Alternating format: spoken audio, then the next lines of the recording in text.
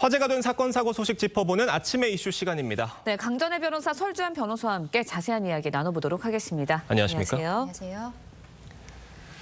장경태 더불어민주당 의원이 자신을 성추행 의혹으로 고소한 당사자 등을 무고 혐의로 맞고소했습니다. 관련 내용 들어보겠습니다. 고소인과 고소인의 남자친구를 형법상 무고죄로 고소하고 저는 대화 내용과 관련된 증거를 다 확보하고 있다라는 말씀드리기 때문에 분명히 변호인단을 비롯한 많은 분들께서 승소를 확신하고 있습니다. 타당 보좌진이 저를 고소해서 얻을 실익은 아마 정치적 이유라고 저는 생각을 하고요. 강전의 변호사님, 네. 지금 사건 발생 이후로부터 보여준 장경태 의원의 행보 어떻게 보고 계세요? 장경태 의원 개인을 넘어서서 예. 민주당 전체에 대한 문제가 아닌가라는 생각이 들 수밖에 없습니다. 왜냐하면 그동안에 민주당 같은 경우에는 약자와 함께하겠다, 특히 여성, 성폭력 피해자와 함께하겠다라는 이미지를 계속적으로 만들었음에도 불구하고 박원순 시장, 오거돈 시장의 사건, 그리고 피해 호소인이라는 단어 자체를 민주당 여성 의원들이 만들어내기까지 했었죠.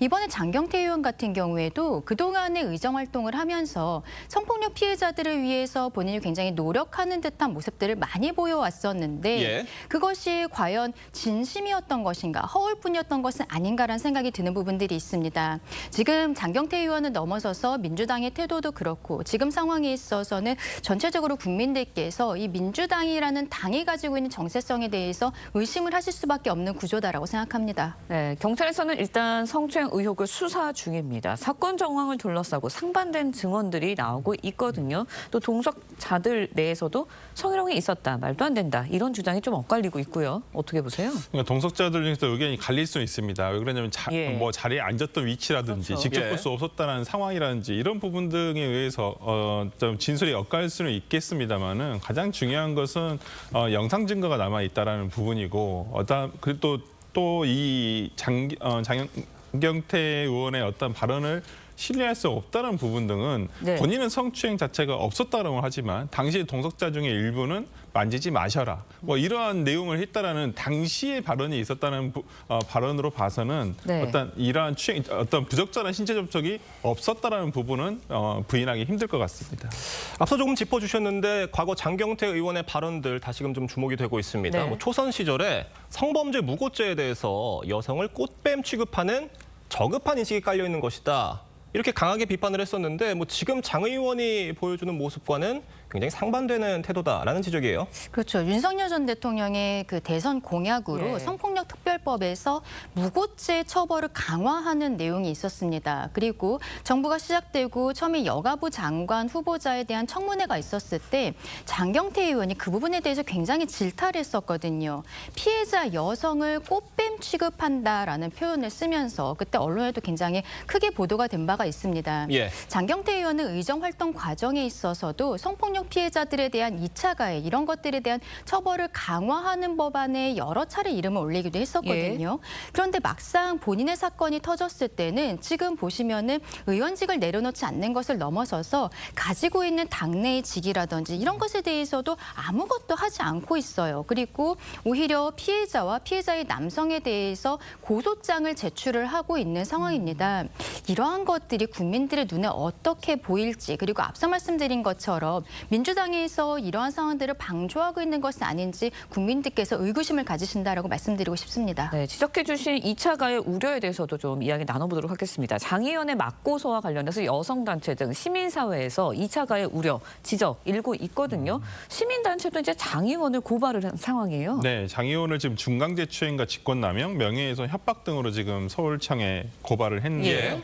어찌 보면 이러한 성범죄 사건, 특히나 권력자에 의해서 벌어지는 성범죄 사건 같은 경우에는 그 균형이 맞지 않은 경우가 많습니다. 어떤 발언의 균형이라는 것이 장경태 의원 같이 현역 의원으로서 국회 소통관을 이용해서 본인은 본인의 입장을 충분히 얘기할 수 있지만 또 취재진에게 본인의 고발장을 접수를 하면서 고소장을 접수하면서 취재진에게 미리 이러한 취재를 해달라는 일정을 알릴 수 있지만 피해자인 고소인 같은 예. 경우는 이렇게 할 수가 없다는 부분 등에서 어떤 발언의 어떤 높이라든지 발언의 양에서 너무 차이가 크거든요. 이런 불균형이 있음에도 불구하고 지금 뭐 민주당 지지자들 또 소위 뭐 장경태 의원에 대해서 지지를 보내고 계신 분들은 버젓하게 커뮤니티 같은 데서 2차 가해가 예. 2차, 3차 가해가 벌어지고 있는 부분에서 저는 시민단체, 여성 정치 네트워크에서 어떤 장경태 의원에 대한 이러한 고발 조치라든지 이런 부분에 대해서 기타 어떤 고발 조치에 대해서는 꼭 필요한 조치가 아니었나라는 생각이 듭니다. 민주당 당내 진상조사가 진행이 되고 있는데 이 결과라도 좀 빨리 나와야 된다라는 지적들도 나오고 있고요.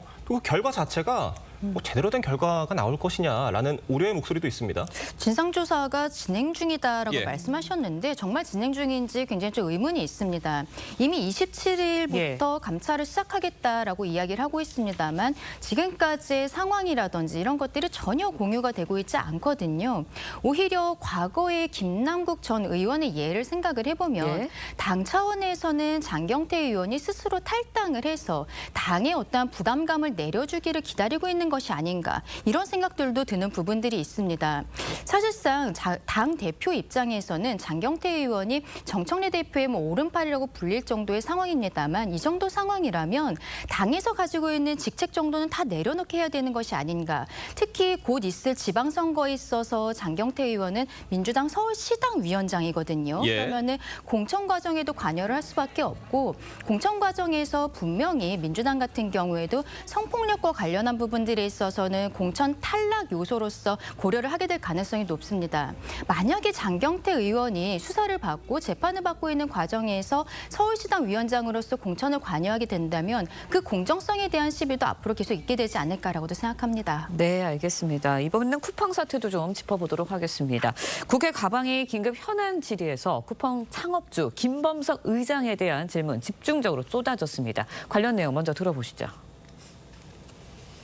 지금 이 순간 이 시점에 김범석 의장은 어디 있습니까?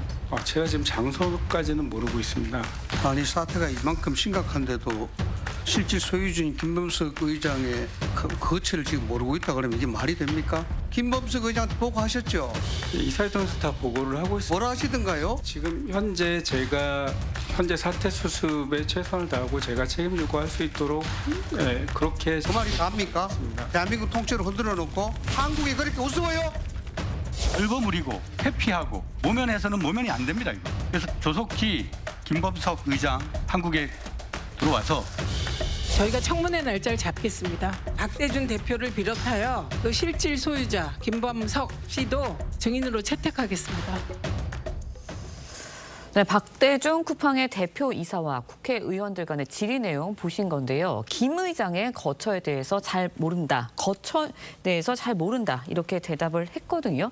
그렇다 보니까 지금 계속해서 나오는 게 책임론에 대한 부분이에요. 실질적인 지배자. 김 의장, 김범석 의장이 사과도 없고 실질적으로는 굉장히 책임론에 대해서는 선을 긋고 있는 모습을 보이거든요. 이런 행보는 어떻게 보세요? 매출의 90%가 쿠팡의 매출 90%가 한국에서 나오는 것이고요. 그다음에 예. 쿠팡 INC라고 하는 미국 법인의 100%의 지분을 쿠팡에 가지고, 그러니까 쿠팡의 100%의 네. 지분을 쿠팡 INC가 가지고 있거든요. 그렇다고 한다면 이익은 한국에서 뽑아내고 그다음에 책임과 의무는 전혀 지지 않겠다라는 태도가 지금의 사태를 바라보는 국민들의 시선에 보더라도 그렇게 곱게 보이지만은 않는다. 그리고 어떤 기업의 책임 경영이라는 부분에서도 어떤 이러한 국민의 대다수의 거의 많은 국민들의 개인정보가 유출됐음에도 불구하고 실질적 지배자, 실질적으로 운영하시는 분의 어떤 사과 표명이라든지 의견 표명 일체가 없다는 부분에서는 쿠팡이라는 기업의 책임 경영을 다시 한번 짚지 않을 수는 없다. 저는 그렇게 봅니다. 쿠팡이 사과문에 개인정보 유출이 아니라 노출이라는 표현을 쓴 점, 그리고 이 사과문을 공식 홈페이지에 게재한 지 이틀 만에 내린 점 등등에 대한 질타도 이어졌습니다. 그러니까 결국 쿠팡의 지금 이런 사과가 진정성이 있느냐 이런 의문이었어요. 이번에 우리 한국 국민들의 3,370만 명의 정보가 예. 유출된 역대급 사고였는데요. 쿠팡이 보여주는 것도 역대급 뻔뻔함이 아닌가라고 생각을 합니다. 예. 이 정도 상황이 되었는데 처음에도 홈페이지에 사과문을 게재하지 않았었고 문제가 되니까 잠시 올렸다가 그것도 노출이라는 표현을 쓰고요. 그리고 이제 내려버린 것이죠. 김범석 의장이 여기에 대해서 어느 정도의 책임감 있는 표명을 해야 되는 것이 아닌가 싶습니다.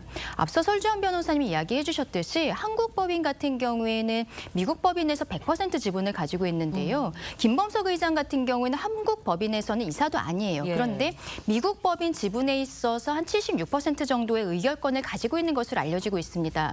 그렇다면 한국 법인에 있어서도 완전히 지배를 하고 있다라고 생각할 수밖에 없는데 지금 어디에서 뭐 하고 있는지 사장이라는 사람은 알지도 못한다라고 이야기를 하고 있는 것을 국민들께서 어떻게 받아들이실 수 있는지 모르겠습니다.